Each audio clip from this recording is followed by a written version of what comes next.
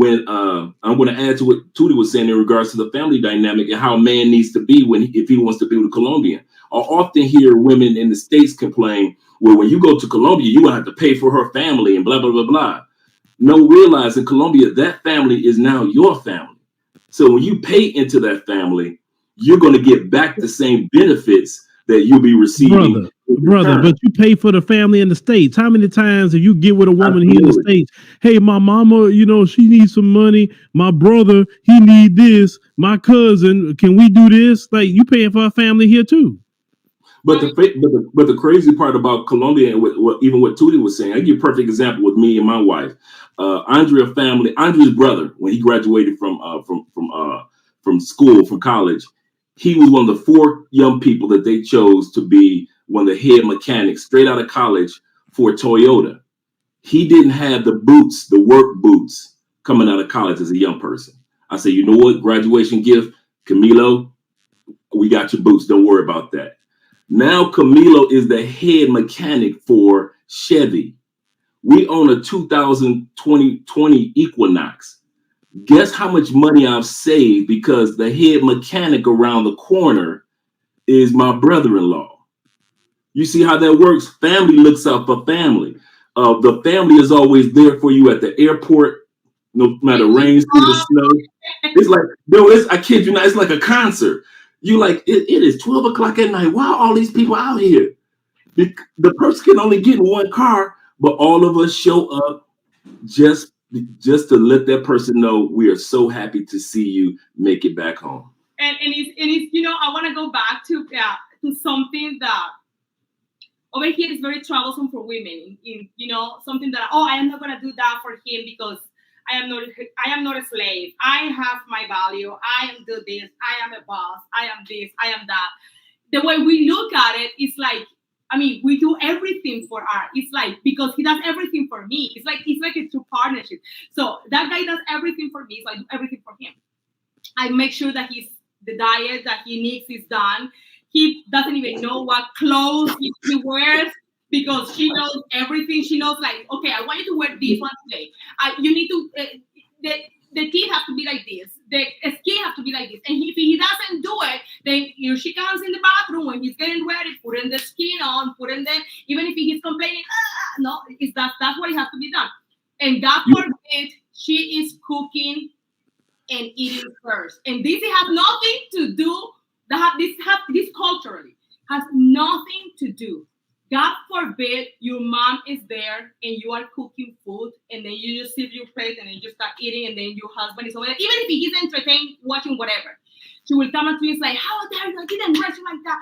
You put that way and you have to, you know, that he's working every day. He needs to eat first. It's just, I know there's a lot of people that jump on my neck. It's like that. It's culturally. And it's like that. Please tell me if I'm wrong. You're 100% correct. My wife, she's great. She just left to go to the grocery store, right? Before she left, she brought me a big bottle of water. You know, you need to get your water in today, Andre. And she brought me a fruit salad. She makes a homemade fruit salad, so she brought me a fruit salad to eat. And so she's always making sure that I'm well taken care of. She's taking me to so many. My body is excellent shape.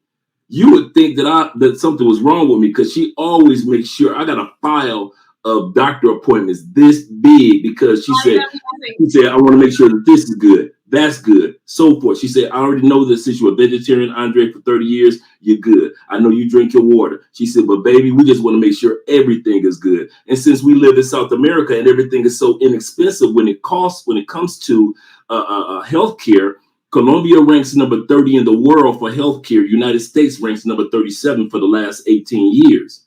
And so when I know that I'm getting amazing health care at the same time not paying U.S. prices, I can have a file like that because with our insurance, we got SOAR insurance. And so and SOAR is one of the insurance companies down here. And so what ends up happening is I pay like 84 cents for copay. So when I go to the doctor's office, it only costs me 84 cents to get an MRI. 84 cents to get this taken care of, that taken care of. You got this wax build up in it, take care of that. You got to get your toes looking good like a baby toes, take care of that. 84 cents, 84 cents, 84 cents. our veneers, whatever it is you need, new glasses. All these things are available for you, and the cost of living is inexpensive. And back to what she was saying, the person cares about you as a person. And I kid you not, Tuti, I'm still, after 6 years of living here and being married for 4 years, I am still getting used to the treatment that my wife gives me. And because she gives me that treatment, going back to what you were saying, Tuti, hey, she's got that purse collection right here. That whole, you see, I'm looking up because a whole shelf of expensive purses. If that's what that woman wants to have, and all these trips, the way she treats me, no problem. No problem at all. And another thing that we do is like, if you have like a busy day, for instance, if you have a busy day, that she will wake up early, she will get everything done, she will make sure all the meals are done. If she's going for a trip, or if she's going, to spend all day out with her friends shopping or doing whatever, getting, Auntie arrive, and Auntie likes to talk a lot, and Auntie goes and out, start shopping with Auntie. She makes sure he has breakfast, lunch, and dinner. Breakfast, lunch, and then she's yes, sir. And she's gone. Right. Did you eat? Did you put the dressing like this? Did you? Because she knows that the other ladies will say something.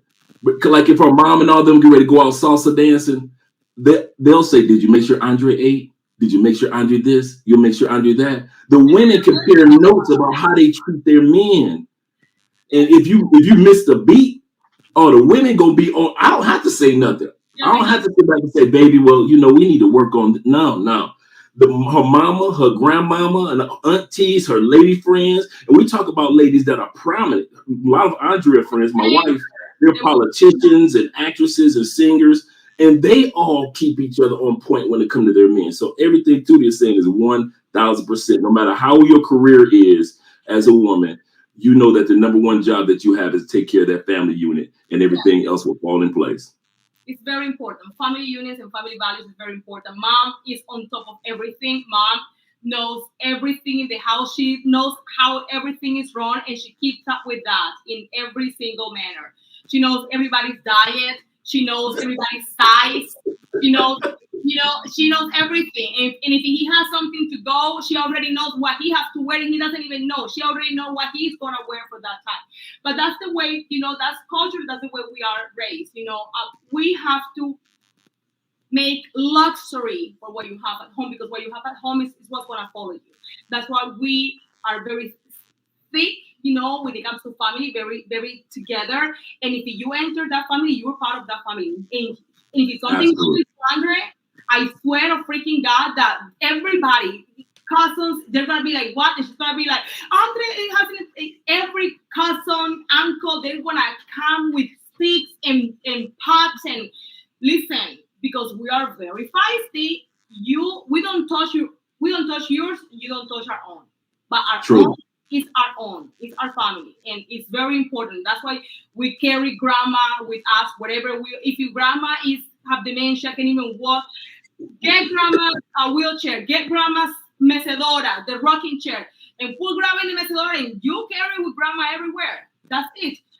Hey, I'll help carry grandma. Grandma 92 years old. I'll help carry grandma from one location to the other location. Make sure she got. So I know exactly what you talk, because I've had to do it. I'm the biggest one in the family now. I'm the 6'2" giant, because everybody, most Colombian men are like 5'8", 5'10", and so I'm walking in at 6'3", and so at the family reunion, I'm looking like Gargamel among the Smurfs. But hey, Andre, we need you to. Andre, could you reach for? Andre, could you? So. Being part of the family unit, it is exactly what you said. Grandma is a part of it. If we go all the way to the other side of the city, grandma coming too. Grandma being left at the house, that's not going to happen. No, it's all together. And to the very end, the way, when somebody's born and somebody dies, we don't discard people. I feel that here, like putting him in rest homes. So, oh my God, it's too old. Always talking. We listen to that, and we have so much respect. If grandma has dementia or grandpa has dementia, and grandpa continues telling you the same story over and over again, God forbid the kid is gonna be disrespectful. He's just gonna yes, and follow up. Our elders is our pride. And, we come from them, they paved our way. they work hard for where we are, and we have to honor that to the end. Family is super important, very important. And the last thing, because I know you got some guys waiting, Phil, so I'm going to end with this. When it comes to the men that are going to South America, do expect that you're going to have to start to walk in your traditional manhood as well. You're going to have to come to the conclusion this ain't no 50-50 thing no more. It's you expected to be a man, 100% into your manhood. You expect her to walk in a 100% traditionalism of a woman and that femininity and that fit, and you want her to be beautiful and gorgeous. Dude, if it takes you to make the money for her to have that beautiful dress or that beautiful outfit or the beautiful sombreros that are sitting in the background behind Tuti, it's your job to make sure your wife has that, to make sure your kids are taken care of. So a lot of these dudes don't realize you want this traditional woman, but be prepared that you are going to have to be the traditional man that goes out and get to the gazelle and bring it back home to the family. And that's how most of the world, not just South America, most of the world, you can attest this in regards to Africa, how most of the world works. The man, for the most part, even if the woman is working, because my wife is an accountant, but I look at it from the perspective, it is my responsibility. Like, I'm going to end with this. Andrea and I always say this. I'm the leader. She's the manager. I take us in the direction, but she's the ones that sets all this up and keep it running smoothly. That's actually a good way of looking at it. That you lead, she manages, and so your lady got a career, and we was talking about that earlier. It's like, okay, your lady has a professional career, but you see she's not masculine? Not at all. Well, let's take about in America, same career, how would they act, brother? They would act masculine, and they would act like I'm independent. I don't need no man. Exactly. And it's sad to see that. And when I say that all women are like that, like I always say on our channel, in the United States, looking for a good woman because they're out there, but it's like looking for a golden needle while you're walking through a barn of rusty needles. You're looking for a golden needle, but you're in a barn full of rusty needles. It'll be so hard to find that golden needle. And that's how it is dating in the United States. Looking for a golden needle in a barn full of rusty needles. You're going to get stuck and pricked a lot more than you would finding that golden needle. And so a lot of us go to countries now where traditionalism among men and women, let's not forget that, among men and women is expected, is part of the culture. And so since traditionalism and how women carry themselves and how men carry themselves is expected, you find yourself realizing, if I'm going to be in this country, it's South America, and whether it be in Cuba, Ecuador, Chile, Argentina, Guyana, whether it be in Venezuela, you still are going to have to adapt your manhood to be able to even keep that good traditional woman, because she has expectations of your manhood, just like you have expectations of her femininity and her ladylikeness. Right. And then, but also at the same time, you don't break the bank as a man taking care of a woman over there either. You don't have to, no, because we're not materialistic inclined like that. We like to be comfortable in our home, We have a comfortable home, a comfortable living, but we are not materialistic like that. You don't have to do that. But we want that tradition to carry. We want to raise our kids together. We want to have a peaceful life. It's completely different. It's mind blowing. I know a lot of people are gonna be like, "Oh no, she's exaggerating. She's exaggerating." It's not like that. It's okay. I'm telling you how it is. If you tell me otherwise, prove it. It's night and day. And when people sit back and use the word serve or obey or support, it's hard for people in the United States to analyze that and understand the concept. Like when I first heard a brother on an interview in 2015, and I heard him say that his apartment in Cali, Colombia, 2-bedroom, 2-bathroom in strata or zone 6, in zone 5, and he said that it was $280 a month. My brain couldn't calculate that. I was trying to understand, like, how is this dude living in the suburbs of a city and he's only paying $285 a month for a 2-bedroom, 2-bathroom in a beautiful location? I tried to understand the field and I could not grasp it. So it is when it comes to but brother, they argue with you that they in a better position in America, but yet they're not making 3 times the rent and they can't get an apartment. Because what Tuti is saying and what I'm saying is we've never seen it on a regular basis before. We haven't seen femininity in herds, in groups. We see it sporadically in the United States, but to see it part of tradition, I could walk in a house. For example, Andrea's got one cousin, right? All the ladies in her family can cook, take care of their man, take care of the kids, everything, right? Got one cousin. Everybody's family got that one. Can't cook a lick. Oh my God! She got a boyfriend. She's trying to impress her boyfriend by coming in the kitchen. All the me and the guys sitting back watching. The ladies turn their head like, what is she doing in here? Who is she trying to impress? In other words, with her new boyfriend, even though she knew nothing about that. She knew the tradition of taking care of family was part of the culture. And so subconsciously, she just went in there and tried to pretend like she could cook. And everybody's looking at the guy. All of us men are looking like, we know she ain't got no business in there. What is she doing? But it's just so beautiful to see the fact that she realizes this is a part of the makeup of the success of our people. And so whether it be Afro-Colombian, whether you be a machista, or whether you be whatever indigenous, whatever your background is, because Colombia has over 85 different dialects and almost 100 different cultures here. You'll see there's such a growing number of Asian people here, people from the Middle East, people from Southeast Asia. Colombia has so many dialects. Colombia ranks number 3 for the most beautiful country in the world, number 5 for the most emotionally intelligent country in the world. Right next door, number 2 is Ecuador. Number 1 most emotionally intelligent country in the world is the Philippines. So Colombia ranks right there as far as the nicest people that will take care of you. I'll give you a perfect example before I shut up. There was a guy that came down here, a friend of mine, just a couple weeks ago. He's still here. He went to Home Center. Home Center is Home Depot and IKEA, and same products, you wouldn't know the difference. He said, I lost my credit cards, Ray, here in Cali.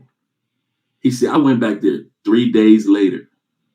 He said, how come they had my credit card waiting for me? Somebody found it on the ground and was waiting for it. And going right back to what Tuti said, Colombians realize I don't have much and I don't want to lose what I have. So I wouldn't want that to happen to somebody else. That's emotional intelligence. So when you look on YouTube and you just see party girls, that's not real Colombia. That's a part of Colombia. But the everyday Colombian woman is the Tutis, the Andreas, the Mayas, which is Afro Wahita YouTube channel. These are everyday Colombian or South American women that if something is lost, they'll turn it in because they know if it were me, I would hope somebody turned mine in. That's emotional intelligence. And that's why Colombia ranks number 5. Andre, let me ask you a question. Because certain countries you can do this. I know Visa and MasterCard is mostly accepted everywhere. Could you use American Express in Colombia? I do. No. You know what? You use it in Colombia? Tuti? Go. I do use American Express in Colombia. Not everywhere, unfortunately. Not every place accepted, but yeah, some places accepted. Visa everywhere, but some places accept my American Express. Yeah, that's why I tell people they travel. I can use mine. I say definitely make sure you got a high dollar Visa or MasterCard if you can. Because American Express, I noticed that it may be accepted like in the American hotel chains. Like your Marriott's and stuff like that. And maybe some retailers, but what they told me in South Africa recently, because American Express charged more on the back end. That's why we won't accept it. Yeah, when I first went to Medellin, my first trip, I had my American Express card, and I'll tell you this how cool it was. This is another example that I saw somebody in the comments say, and I rarely read the comments. They say, well, somebody in the United States could have found somebody's card and took it back. This is true. I'm not saying people in the United States don't do nice things. What I'm saying is, for another example, I took my American Express card there first time in Colombia. Went to the hotel, and the front desk guy said, we don't take it.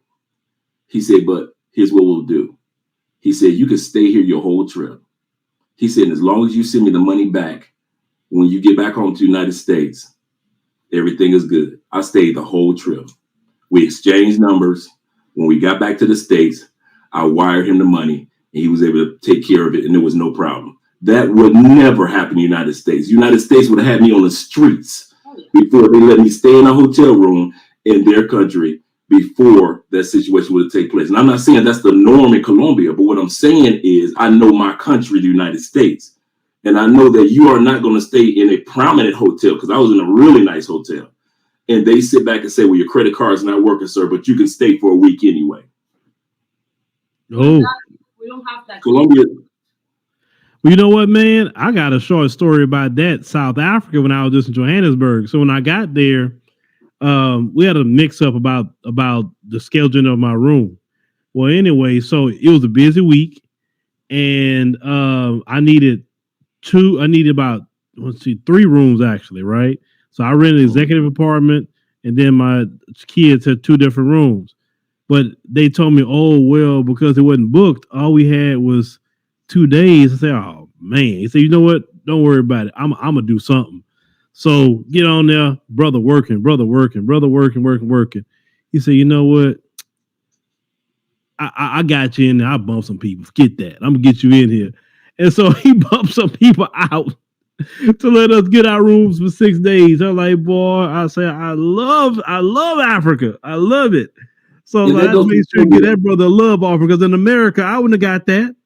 Every time I go to the continent, it's at least for me, I'm just like, I say, this is how white people feel in America. I love it. Yeah. And that's what I meant when I said earlier about what Tuti is saying is actually the norm globally. Mm-hmm. How we behave in the West, Canada, US, UK, we're not the normal behavior patterns. We're the outsiders or the kind of like the oddballs of globalization of the global relationships between people. Most countries have a emotional intelligence or a care or a, hey, listen, let me look out for you. Let's see what we can do. We've had taxi drivers. I remember when we were looking for our apartment, we had a taxi driver. We had a large 100,000 pesos. That's like $20, $25 here in Colombia. He didn't have any change. We didn't have any change. Now in the United States, they would have said, well, we're going to a store to get some change. You're going to give me my money right now. He said, you know, when you guys get done, I said, I'll wait right here, the taxi driver. Now, you know, in the United States, they'd charge us about a minute waiting right there. He said, I'll wait right here. When you guys get back, we'll all go to get some change together. And so you guys can just pay me for bringing you here and then taking you back home. So he waited the whole time we were looking at apartments. We weren't charged or anything. And so we were charged for the ride there and we were charged for the ride back home. And we actually gave him, you know, a tip in regards of appreciation. That would not happen back home. We're the outliers back home. That's the one thing that we have to accept in the United States. We are not the norm. Family dynamics in most of the world is kind of like how you describe and how Tuti described and how I describe. But we're so egotistical in the United States because we've been programmed to be like this. It hurts our little ego to think that we're different from the rest of the world. You mean women really are feminine and will care about you, and no matter what age you are? I just went out to the salsa club this past weekend, and it is the norm for me to see somebody that's in their 60s on the dance floor killing it with somebody that's 22 years old. Because the 60-year-old dude, he has been dancing salsa since he was 6. The 22-year-old has been dancing since she was 6, but he's got so many spins and twists and moves that she doesn't even know yet, that the older dude, you're looking at the old dude like, man, he is killing it. Even though the younger lady is the one that is the gorgeous and beautiful one. That's most of the world. That's how the world is set up. You rarely see an older person and a younger person in the United States dancing together. You don't see no brothers and sisters dancing together. You don't see grandma and you know how many grandmas on the dance with? How you think my dancing got so good? Grandma is in the home, in the rest home. Grandma is Yeah, in that's love. how it is in the States. Grandma started to show some signs of dementia, show some signs of tiredness, the knees. Grandma's getting slow. Oh my God, grandma's annoyed. Let's go. Well, not all the time, Tuti, because in America, grandma is getting BBLs in America. Oh my Yeah, God. these young grandmamas. Yes, they are. Grandmas are like Mama 35, Mama D taking thirst trap pictures and all that. Mama D, 59 years old, taking thirst trap pictures. You will never see a grandmother in Colombia twerking on IG like it is, like I see the ones in the States. We call that la señora mecedora. Like grandma is a respectful lady. Grandma is not gonna be disrespected. Grandma is not gonna be showing, too much skin. Grandma is respectful. Grandma is a lady in all the sense. Mm-hmm. Is distasteful. Is not in our culture. Is something that I honestly don't understand. Each to their own, but it's something that me culturally doesn't happen in my house, not in my household. I don't. Right. If my family, God forbid, my aunts, my mom, if they are just these ladies are, completely different. We're not. Please, guys, please don't think that we're belittling the United States or trying to put it down. We're just saying that from our experiences, Tuti's experiences of growing up in South America, especially Colombia, my experience of living in South America and traveling throughout South America, his experience in regards to going to Africa, we're letting you know that it's not just South America, but it is the social norms in Southeast Asia, in parts of Africa, throughout Africa, in South America. These are the social norms. So when we leave the United States and we say, guys, be ready to be traditional men, that 50-50, that ain't gonna work. You need to be able to go ahead, even though your woman is working. If something happens to her, you can still steer the ship economically. Pretend like she ain't making no money and steer the ship, because traditionally that's what's expected of you, to steer the ship as a man. But many of us are so prone to that 50-50 and so comfortable with the patterns of our own home country, the United States. Actually coming to another country and being with a woman like Tuti, you want it, but are you ready for it? Mm-hmm. Yeah, definitely true. Well, Brother Andrea, thank you for coming on the show, brother. It's good you bring that message and make sure you keep getting your fruit salad and your water in your life. Yeah. And listen, every time. Did you do it? Okay. All right, brother. Okay, cool. All right.